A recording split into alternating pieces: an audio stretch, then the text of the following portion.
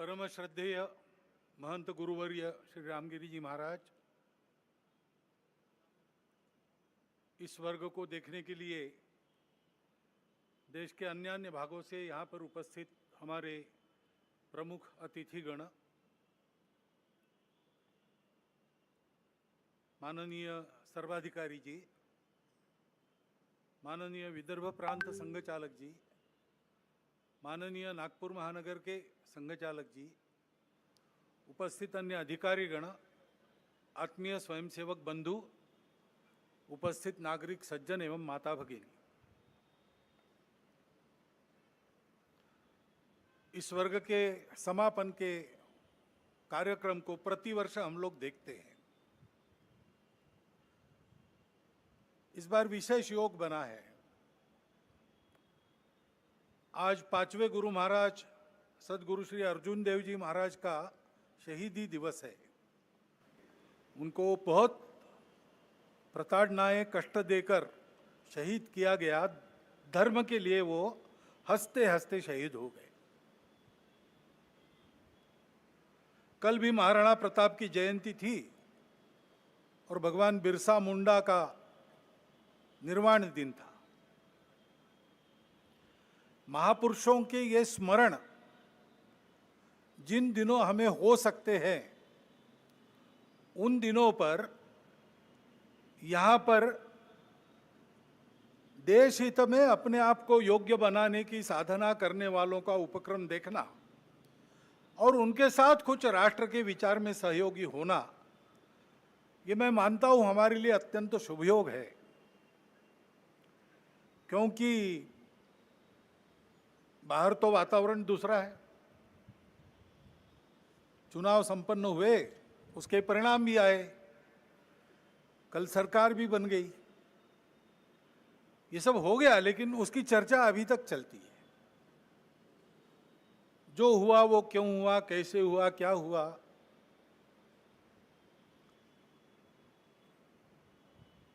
ये अपने देश के प्रजातांत्रिक तंत्र में प्रति 5 वर्ष होने वाली घटना है, होती है। उसके अपने नियम है, डायनेमिक्स है, उसके अनुसार होता है। अपने देश के संचालन के लिए कुछ निर्धारण करने वाला वो प्रसंग है, महत्वपूर्ण है। लेकिन हम चरविचरवन करते रहे, इतना महत्वपूर्ण क्यों है? समाज ने अपना मत दे दिया, उसके अनुसार सब होगा। क्यों, कैसे, इसमें संघ के हम लोग नहीं पढ़ते। हम अपना कर्तव्य करते रहते, लोकमत परिष्कार का प्रतिवर्ष करते हैं, प्रति चुनाव में करते हैं, इस बार भी किया है।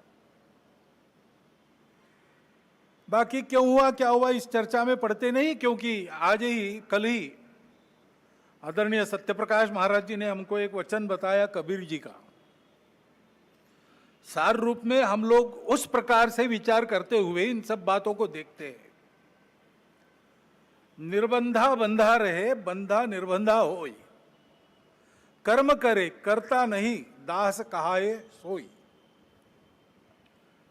जो सेवा करता है, जो वास्तविक सेवक है, जिसको वास्तविक सेवक कहा जा सकता है, उसको कोई मर्यादा रहती है, वो मर्यादा से चलता है। काम करते सब लोग हैं, लेकिन कार्य करते समय मर्यादा का पालन करते हुए उसको करना। जैसा तथागत ने कहा है, कुशलस्य उपसंपदा। अपनी आजीविका, पेट भरने का काम सबको लगा ही है, करना ही चाहिए। अपने शरीर को भूखा नहीं रखना है, परंतु करते समय कुशलस्य उपसंपदा है, कौशल पूर्वक। यानी उपजीविका के कार्य में उत्कृष्टता जैसे उस शब्द से निर्देशित होती है, वैसे ही वो कार्य करते समय दूसरों को धक्का नहीं लगना चाहिए, ये मर्यादा भी उसमें निहित है। तो ऐसी मर्यादा रख के हम लोग काम करते हैं। काम करने वाला उस मर्यादा का ध्यान रखता है। वो मर्यादा ही अपना धर्म है, वो मर्यादा ही अपनी संस्कृति है, जो महाराज जी ने अभी बहुत मार्मिक कथाओं से थोड़े में बताई, पूरी बताई। उस मर्यादा का पालन करके जो चलता है वो कर्म करता है, लेकिन कर्मों में लिप्त नहीं होता, उसमें अहंकार नहीं आता कि मैंने किया, और वही सेवक कहलाने का अधिकारी रहता है। ये उक्ति कल जब उन्होंने सुनाई तो मेरे मन में आया कि अपना विचार क्या है, संघ कैसे चलता है, उसको बताने का दूसरा कौन सा उपाय। सरल उपाय में यही है, 4 पंक्तियों में संघ की वृत्ति ध्यान में आती है। क्योंकि इन बातों में उलझे रहेंगे तो काम रह जाएंगे,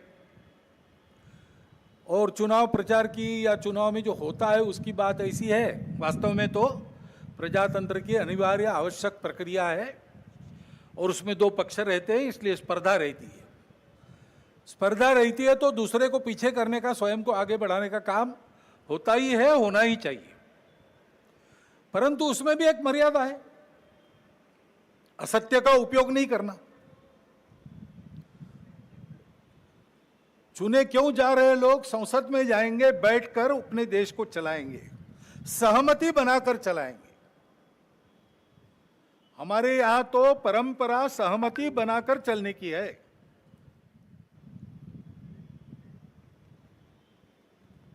समानो मंत्र समिति समानी समानम मनस सह चित्तमेशाम। इस सहचित्त पर विनोबा भावे जी की टिप्पणी है। वो कहते हैं कि ऋग्वेदकारों को मानवीय मन का कितना ज्ञान था ये समझ में आता है। सब जगह उन्होंने सम कहा है, समानो मंत्र समिति समानी समानम मना, लेकिन चित्त के बारे में सम नहीं कहा, क्योंकि प्रत्येक व्यक्ति का चित्त मानस अलग अलग होता ही है, और इसलिए 100% मतों का मिलान होना संभव नहीं है। लेकिन जब समाज में लोग अपना चित्त अलग अलग होने के बाद भी हमको साथ ही चलना है ऐसा निश्चय करते हैं तो सहचित्त बन जाता है। वास्तव में संसद क्यों है और उसमें 2 पक्ष क्यों है? इसलिए है कि दोनों पहलू उजागर हो। किसी भी सिक्के के 2 पहलू रहते हैं, ऐसे किसी भी प्रश्न के 2 पहलू रहते हैं। एक पक्ष एक पहलू का विचार करता है तो दूसरे पक्ष ने दूसरा पहलू उजागर करना है, ताकि जो होना है वो पूर्णतः ठीक हो, सहमति बने। इसलिए संसद बनती है, लेकिन ऐसी सहमति बनना स्पर्धा करके आए लोगों में थोड़ा कठिन भी रहता है, और इसलिए हम बहुमति का आसरा लेते हैं। उसके लिए स्पर्धा चलती है। ये स्पर्धा है, कोई आपस का युद्ध तो है नहीं। जिस प्रकार ये बातें हुई, जिस प्रकार एक दूसरे को लताड़ना हुआ, जिस प्रकार प्रचार के दौरान हमारे करने से समाज में मनमुटाव बढ़ेगा, 2 गठ बटेंगे, आपस में शंका संशय उत्पन्न होगा, इसका भी ख्याल नहीं रखा गया, और विनाकारण संघ जैसे संगठनों को भी उसमें खींचा गया। टेक्नोलॉजी का सहारा करके असत्य बातें परोसी गई, नितांत असत्य। क्या शास्त्र का, विज्ञान का, विद्या का ये उपयोग है? सज्जन विद्या का ये उपयोग नहीं करते। विद्या विवादाय ये खलस्य, ऐसा कहा है, विद्या विवादाय धनम मदाय शक्ति परेशान परपीडनाय खलस्य साधो विपरीतमेतत् ज्ञानाय दानाय च रक्षणाय। विद्या का उपयोग प्रबोधन करने के लिए होता है, लेकिन आधुनिक विद्या टेक्नोलॉजी का उपयोग असत्य परोसने के लिए किया गया। ऐसे से देश कैसे चलेगा भाई? आखिर सबको देश ही चलाना है ना। 2 पक्ष है, विरोधी पक्ष कहते हैं, मैं प्रतिपक्ष कहता हूं। वो विरोधी नहीं है, उसको विरोधी मानना भी नहीं चाहिए। वो प्रतिपक्ष है, वो एक पहलू उजागर कर रहा है, उसका भी विचार होना चाहिए। ऐसा जब चलना है तो चुनाव लड़ने में भी एक मर्यादा होती है। उस मर्यादा का पालन नहीं हुआ, क्योंकि उसका पालन होना इसलिए आवश्यक है कि हमारे देश के सामने चुनौतियां समाप्त नहीं हुई।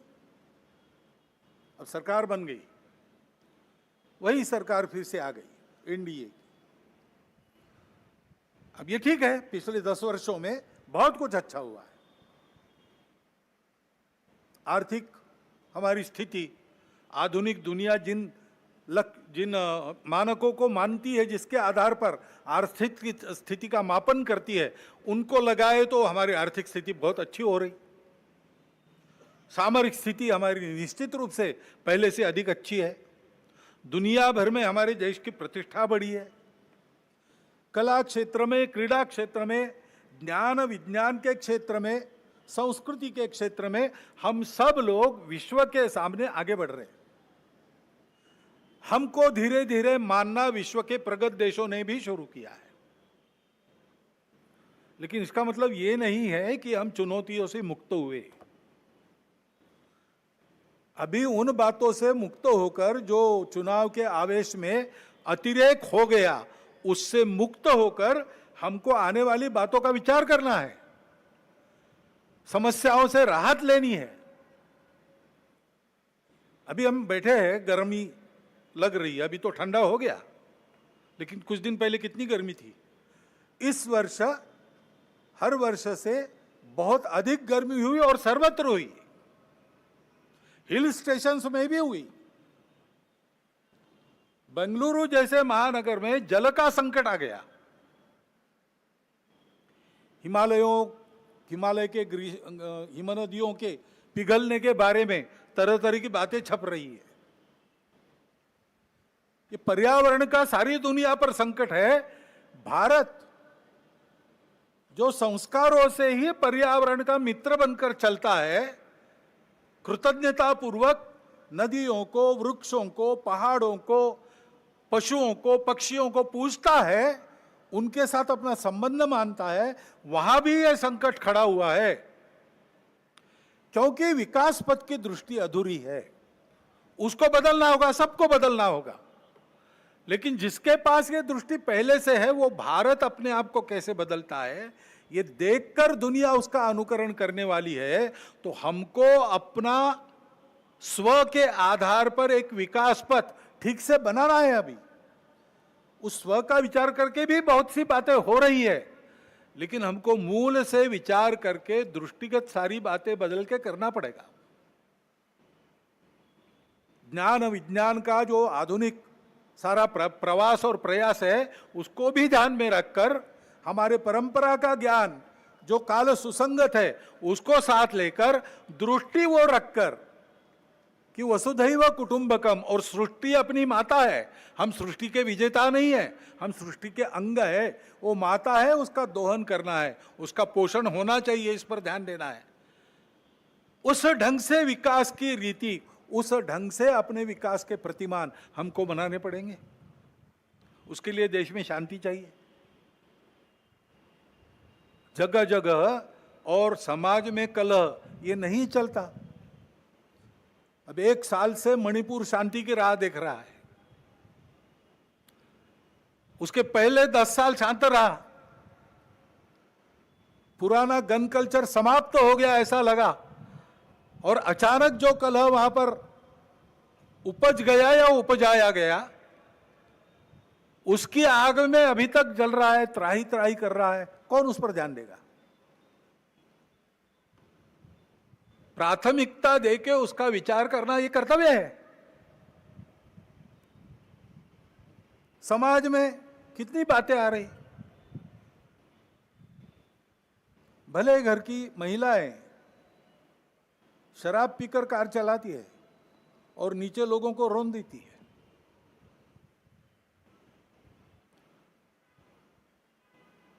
कहां हमारे संस्कार कहां गए? हमारी संस्कृति कहां है?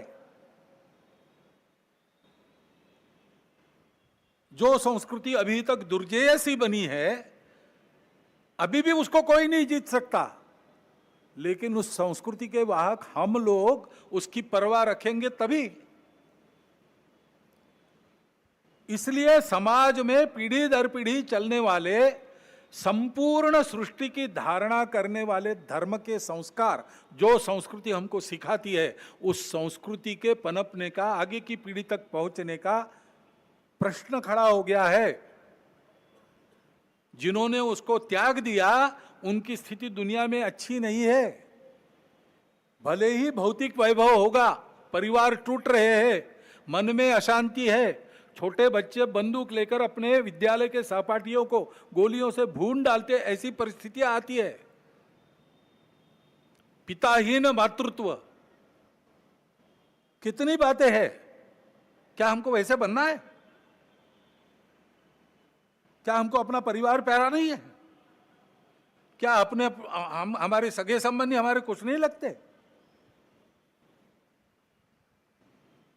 उस संस्कृति के संरक्षण का प्रश्न है। उसके लिए समाज में बात करने वाले, समाज में विभिन्न कार्यक्रम करने वाले, समाज का प्रबोधन करने वाले माध्यम, सबको अपने ऊपर संयम का बंधन एक लाना पड़ेगा। और वैसा वो बंधन लाए, क्योंकि आज के तंत्र में सरकार बहुत सी बातें देखती है, उसके लिए भी सरकारों को प्रावधान करने पड़ेंगे। बहुत काम करने पड़े हैं, और ये काम केवल सरकारों को नहीं करने, इनकी भी चर्चा हम करते हैं, लेकिन केवल चर्चा करने से नहीं होता। इसके लिए समाज को सिद्ध होना चाहिए। वास्तव में प्रजातंत्र में तो समाज ही राजा को बनाता है और समाज ही अपनी स्थिति को बनाता है। तो समाज ने अपने आप को खड़ा करना, यह पहली बात आवश्यक होती है। समाज परिवर्तन से व्यवस्थाओं का परिवर्तन होता है। दुनिया में सर्वत्र, दुनिया का इतिहास देखिए, यही हुआ है। जब कोई परिवर्तन आया, समाज में आया, उसके कारण व्यवस्था में आया। नेतृत्व खड़ा हुआ, लेकिन नेतृत्व को समाज का प्रतिसाद मिलने के लिए समाज का परिवर्तन हुआ। फ्रांसीसी राज्य क्रांति में फ्रांस के गरीबों का असंतोष शिखर पर पहुंच गया था, इसलिए क्रांति की बात करने वालों के पीछे सारी जनता खड़ी हो गई। यही रशिया में हुआ है। ये खड़ा हो गया समाज में कि इससे छूटना है, इससे बाहर आना है। अब वहां ये संस्कृति नहीं है जिसका वर्णन महात्मा ने किया, हमारे संत जी ने किया। संयम की, सत्य, अहिंसा, अस्तेय, परिग्रह, ब्रह्मचर्य, ये हमारे पास है। और इसलिए हमारे पास यही हुआ, लेकिन उसकी जो अभिव्यक्ति थी वो अलग प्रकार थी, वो भारतीय अभिव्यक्ति थी। डॉक्टर बाबा साहब आम्बेडकर कहते हैं कि कोई बड़ा परिवर्तन होने के पहले समाज का एक बड़ा आध्यात्मिक जागरण होता है, ये नियम है। अपने देश में तो है ही। शिवाजी महाराज के पहले सैकड़ों वर्ष संतों ने आध्यात्मिक जागरण किया, भक्ति की बुनियाद देकर सारे समाज को भेद मिटाकर वर्ण अभिमान विसर जाती, भूल गए वर्ण अभिमान और जाति। ऐसा समाज खड़ा किया तो शिवाजी महाराज ने स्वराज्य का विचार रखा। उसके पीछे सामान्य आदमी खड़ा हुआ, अपना घर गृहस्थी संभाल कर, और उनके साथ लड़ता था। इसलिए दुनिया की बलाढ्य ताकतें भी उसको पराजित नहीं कर सकती। ये समाज के निर्माण का काम करना है। समाज में एकात्मता चाहिए, समाज में संस्कार चाहिए। अपने समाज में और विशेष बात है कि हमारा समाज विविधताओं से भरा हुआ समाज है, और यह जानने वाला समाज है कि ये विविधताएं मिथ्या है, कुछ दिन चलती है, बाद में विविधता नहीं रहती। मूल में तो हम एक ही है। विविधता भी हमारी एकता का आविष्कार है, अभिव्यक्ति है, और इसलिए उसको स्वीकार करो, मिलजुल कर चलो, सब सही है। अपने अपने मत की श्रद्धा पर पक्के रहो, दूसरों के मत का उनका उतना ही सम्मान करो, उनका भी मत सत्य है, स्वीकार करो, और मिलकर धर्म की राह पर चलो। ये धर्म पूजा की बात नहीं कर रहा हूं मैं। सारी पूजाएं अपनी अपनी पूजा पर श्रद्धा रखकर, बाकी पूजाओं को भी उतना सत्य मानकर, सब लोगों ने मिलकर सबकी धारणा करनी है, सबको जिलाना है, सृष्टि को भी जिलाना है, पूरे अस्तित्व के विचार से अपने जीवन को चलाना है। यह धर्म है। उस धर्म मार्ग पर बढ़ते हैं तो उन्नति होती है। हमारे देश में विविधता में एकता पुराना है। कुर्म पुराण में वर्णन किया है यहाँ की जनता का कि ये भारत भूमि की प्रजा ऐसी है, अनेक देवी देवताओं की पूजा करती है और अनेक प्रकार के रीति रिवाज रखती है, अनेक भाषाएं बोलती है, फिर भी मिलजुल कर चलती है।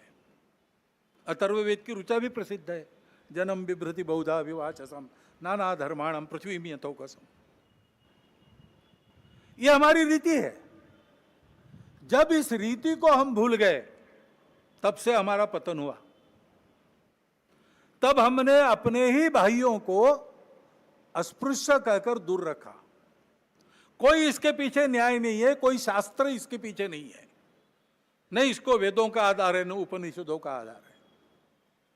ये तो स्वार्थी लोगों ने बुना हुआ जाल है, अथवा कुछ समय आया होगा जिसमें ऐसा चलना पड़ा होगा, पता नहीं क्या था, लेकिन वो कालबाह्य है और गलत है। समाज में एकता चाहिए, लेकिन अन्याय होता रहा है, इसलिए आपस में दूरी है, मन में अविश्वास है, हजारों वर्षों का काम होने के कारण चिढ़ भी है। अपने देश में बाहर से आक्रामक आए, आते समय अपना तत्वज्ञान भी लेकर आए।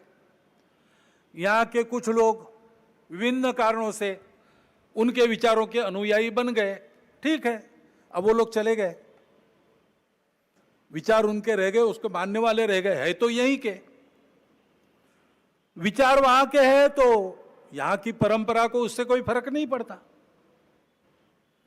बस एक बात है कि भारत के बाहर के विचारों में जो हम ही सही बाकी सब गलत है, उसको छोड़ो। मतांतरण वगैरह नहीं करने की जरूरत है। सब मत सही है, सब समान है, तो फिर अपने मत पर ही रहना ठीक है। दूसरों के मत का भी उतना ही सम्मान करो। लेकिन बाहर से आए थे इनके मत, इनका तत्व देने वाले, तो लड़ाई हुई, संघर्ष हुआ, संघर्ष का इतिहास है। बहुत गहन संघर्ष हुए, बहुत कटु संघर्ष हुए, उसकी यादें भूले नहीं है हम, और उन यादों को भूले नहीं तो परिणाम देश टूट गया। वो भी और इन दूरियों को और चौड़ा करता है। बहुत गहरे घाव है, उसकी पीड़ा है। अन्याय के प्रति जो चिढ़ है, उसके कारण अपने ही समाज के लोग रूठे हुए, गुस्से में है, मन में आशंका है, दूरी है, और इतिहास के कारण ये जो घाव हुए उसकी पीड़ा है, इसलिए हम दूर है। तो पास आना और एक होने का मार्ग क्या होगा? मार्ग तो यही होगा कि उसको भूतकाल में जमा कर दो। डर है तो दुर्बल मत बनो, शक्ति संपन्न बनो, डर नहीं रहेगा, लेकिन शक्ति के साथ शील संपन्न बनो। शील अपना अपने धर्म और संस्कृति से आता है, जो सत्य के बाद अहिंसा को कहता है, सबके प्रति सद्भावना को कहता है। सबके प्रति सद्भावना को लेकर पुरानी बातों को भूलकर सबको अपनाना, और हम एक दूसरे को अपना सके इसलिए अपने को जो बदल अपने में करना है, अपने घर से उसका प्रारंभ करना, स्वयं से प्रारंभ करना।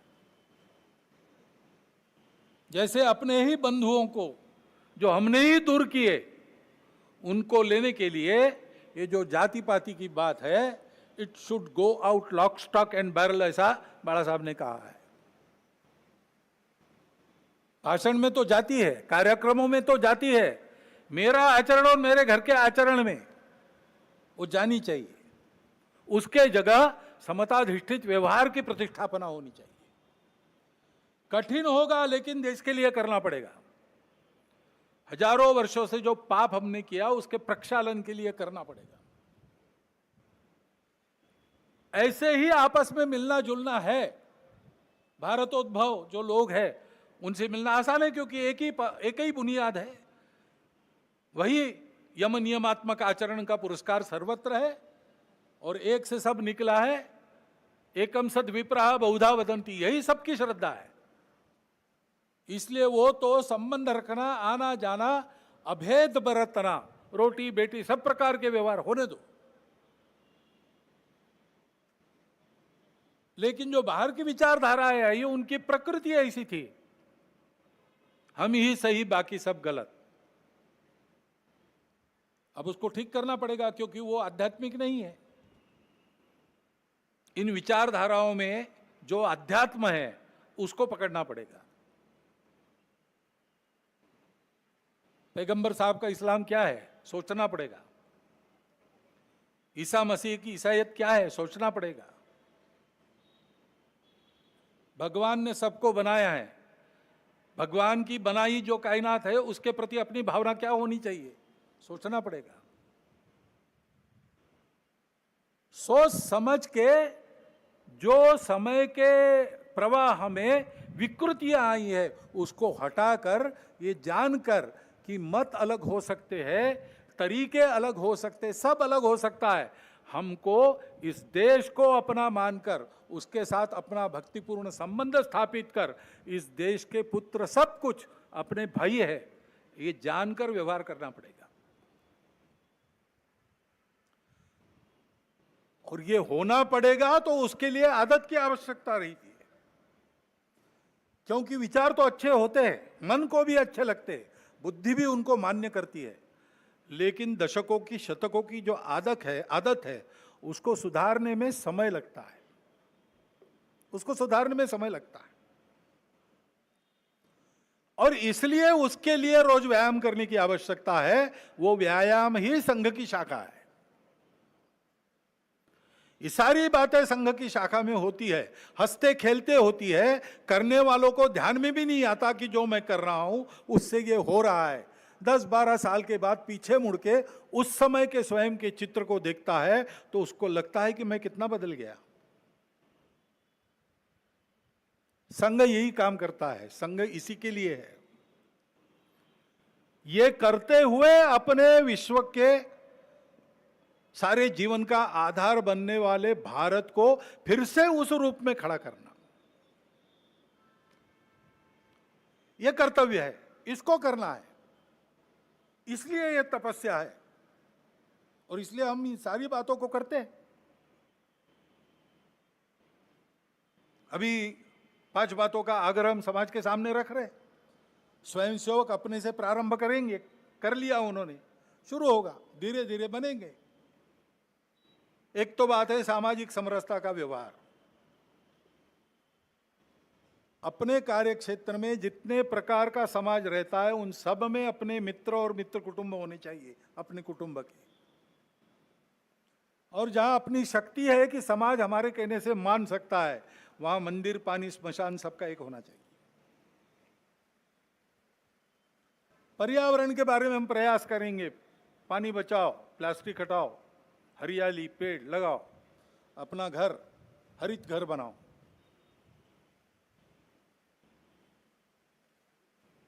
स्व आधारित सारा व्यवहार हो। स्व आधारित जीवन की कल्पना में उपभोग के लिए जीवन नहीं है, समृद्धि चाहिए, अय्याशी नहीं चाहिए। इसलिए लक्ष्मी जी की स्तुति हम करते हैं श्री सूक्त में, तो उसमें जैसे धान्यम धनम बहुपुत्र लाभम वगैरह कहा है, वैसे न क्रोधो न लोभो न च मात्सर्यो न अशुभा मति, ये भी कहा है। नीति युक्त लक्ष्मी, उसकी हम पूजा करते हैं। उपभोग में नहीं उसको दौड़ते, उपभोग की रेस में हम नहीं दौड़ते, हम संयम रखते हैं, संयमित उपभोग, इस पर हमारा विश्वास है। इसलिए फिजूल खर्ची नहीं करना, बहुत ज्यादा तामझाम की आवश्यकता नहीं, सादगी से रहना, मितव्ययिता से रहना। आवश्यकताएं सारी पूरी हो, समाज है तो उसमें थोड़ा बहुत स्थान मान सबका रहता है, उसके अनुसार अपना रहना सहना हो, परंतु अनावश्यक खर्चा नहीं करेंगे, सादगी से रह सकते रहेंगे। स्व आधारित स्वदेशी का व्यवहार यही है जो अपने घर में बन सकता है, बाहर से नहीं लाना। एक आध बार इतवार को चले गए पिज्जा विज्जा खाने, ठीक है, लेकिन नियम नहीं बनना चाहिए। और जो अपने देश में बनता है वो बाहर से नहीं लाना। और देश की नीति ऐसी बने कि बाहर से लेना तो पड़ता है, अंतर्राष्ट्रीय व्यापार है, तो हम अपने शर्तों पर ले, कोई हमको दबाए और उसके चलते हम ले, ऐसा ना हो। और अपने देश की व्यवस्था, कानून, संविधान, अनुशासन, सारी बातों का पालन करना। लाल बत्ती पर रुक जाना, जहां कतार में खड़ा रहना वहां कतार में ही खड़ा रहना।